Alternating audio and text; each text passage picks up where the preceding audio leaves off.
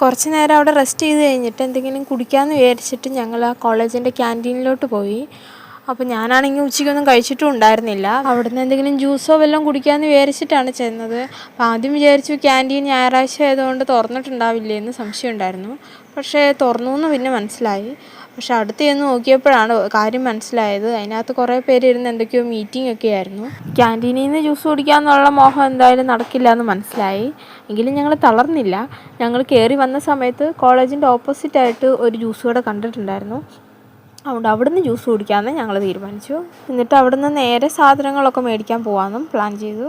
പണ്ടൊക്കെ അമ്മ സ്ഥിരം നാരങ്ങ വെള്ളം മാത്രമാണ് കേട്ടോ എവിടെ പോയാലും കുടിച്ചുകൊണ്ടിരുന്നത്. ഞാൻ കുറേ നിർബന്ധിച്ചിട്ടാണ് ആ ഒരു പ്രാവശ്യം അമ്മയ്ക്ക് മൊജിറ്റോ മേടിച്ചു കൊടുക്കുന്നത്.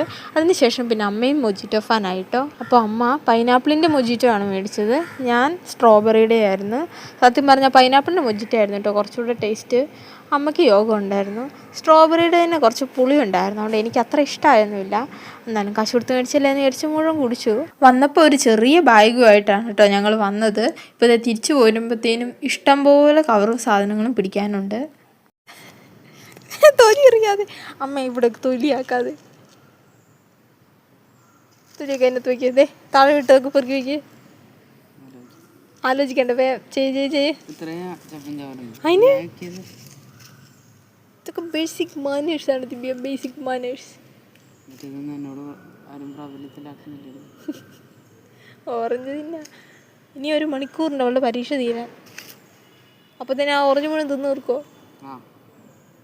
ഫ്രണ്ട്സറിനും ഇല്ലാത്ത അമ്മയെ നോക്കിയേ, ഇവിടെ നോക്കിയേ.